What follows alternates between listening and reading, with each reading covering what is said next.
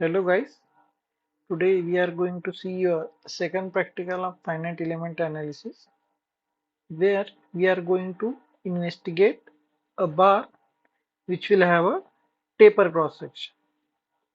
Then let's begin. Let me first explain the problem to you. So bar will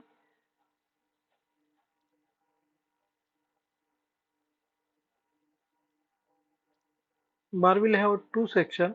One is a straight one, and another one is tapered one.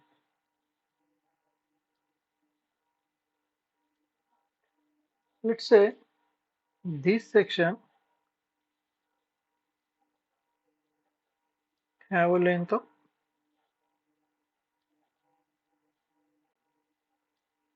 100 mm. And this one will have a length of mm, so 70. If you are from Pillai College of Engineering, this section will have a dia, or you can say one dimension, which will be 20. Let's keep it as same as your first practical, which will be 50 plus your roll number. Let's say my roll number is 20, so it will be 70, one dimension. You can take a cross section as a square or a circle. So one thing I am also considering here is this will have a exact half of your this dimension, so it will be 35. Let's keep the problem simple by taking Young modulus as 200 gigapascal, which will be 200 into 10 raised to 3 Newton per mm. And as same as your previous practical, we will apply a load of 100 kilonewton.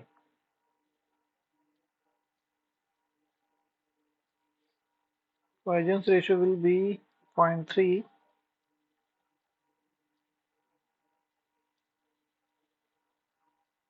So let's begin. Open your ANSYS APDL window. As we did in your previous practical, first we will choose a structural, then we will choose element. Here to add a taper section, we are going to choose a beam element instead of link. It is also a case of one-dimensional problem because there is no load application in y direction, as well as section is symmetric. So we have defined element type. Next thing is we have to add extra thing, that is your section. Here we have to choose beam section. In common section we can choose what kind of section we want. Let's say we will have a circular cross section, so here 70, so we can directly define radius here and apply. Now we need to define a second cross section, and here radius will be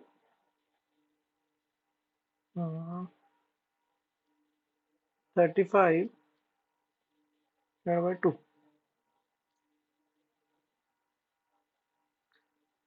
Here we have defined this section and this section. We have to define a taper section as well. For that, in the beam section, we have extra provision here, which is taper section. Go in the taper section and we have two options here, by XY location and by peak node.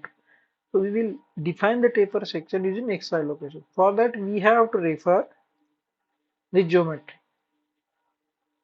This will be your key point number 1, this will be your key point number 2, this will be your key point number 3.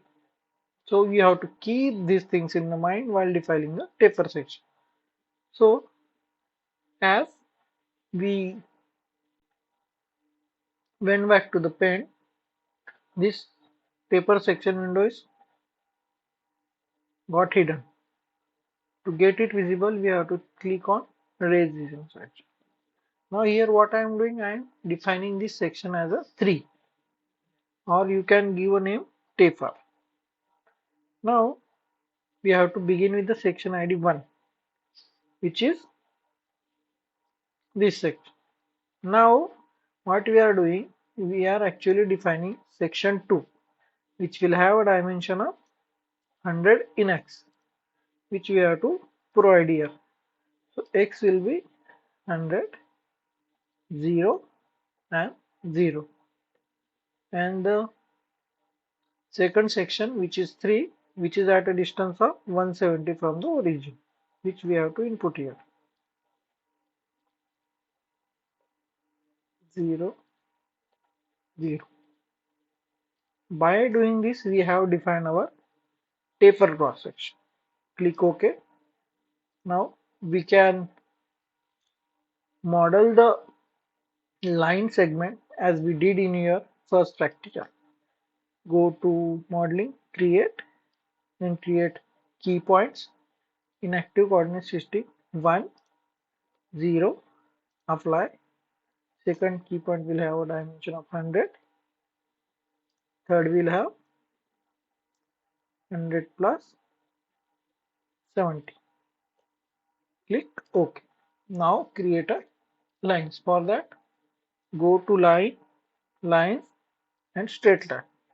One by one, choose key point number 1 and then 2. For second line segment, choose key point 2 and then 3. Now click OK.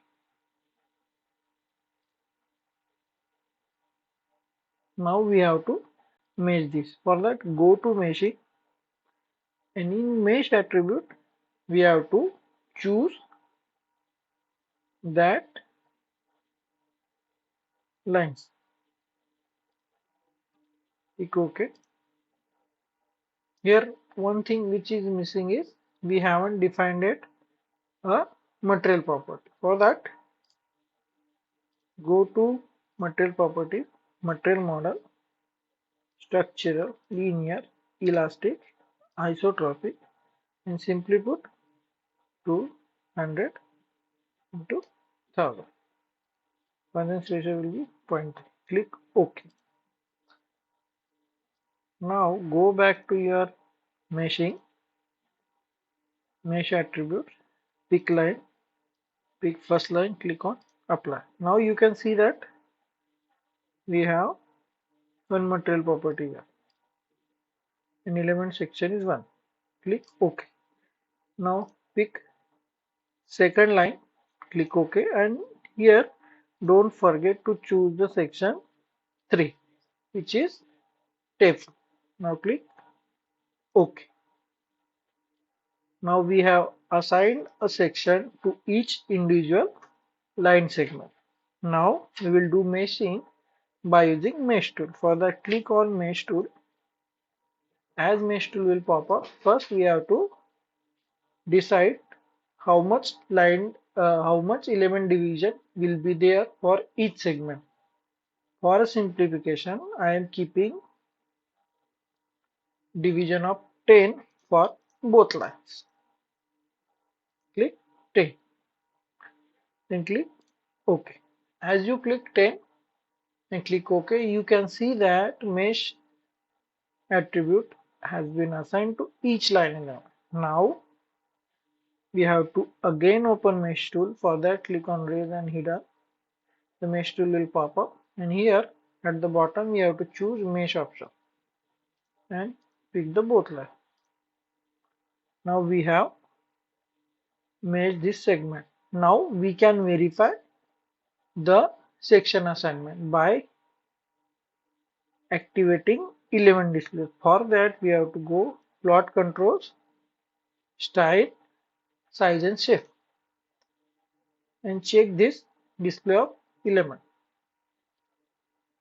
Now you can see that our section definition was right, and it has got the section as we desired. Here you can see that it has not completely a circle. This is because of insufficient meshing. To make it fine, we can increase the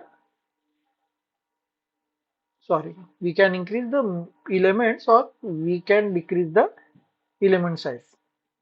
So for time being, we will keep it as it is, as the problem is not that much complex. Now next task is to assign boundary condition. For that, go to loads, define loads, apply structural displacement on key point, and I am going to fix this key point, all degrees of freedom. Now one thing you can observe here, in our previous practical there was only 3 degrees of freedom, but here 3 extra degrees of freedom are also appearing. This is because of your beam element, which has capacity to resist bending. Now click OK. Now we will apply a force on key point, which is of 100 kilonewton.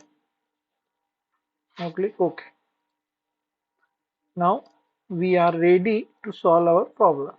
For that, go to solution and solve it. Current load step, click OK and click OK. And it will take some time and it will give us a solution. Now go to post processor, general post processor, to see the displacement value. For that, general post processor, plot result, contour plot, nodal solution, DOF, and click on displacement vectors. Click OK.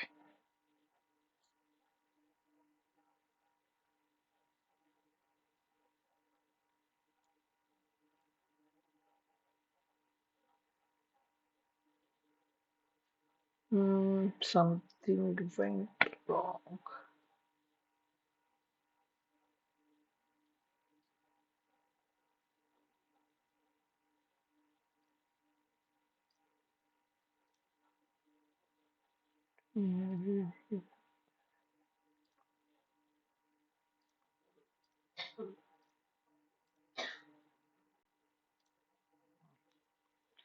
What happened here? The solution has been done, but the result at the last set was not read by ANSYS, so which we need to do by ourselves. For that, what we do, we will go to read result and choose last set. As we choose it, you can see that we were able to get our nodal displacement. As we did in your first practical, to get the stress value, we need to define element table. For that, go to element table, define table. Here,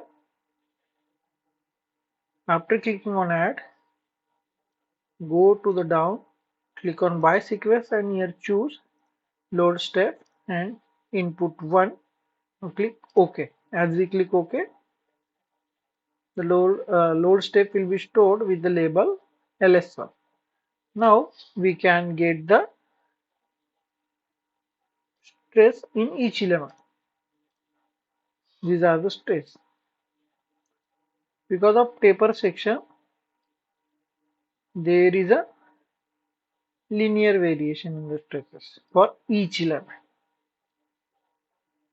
So that's it for your second practical. Hope you have liked the video. Thank you.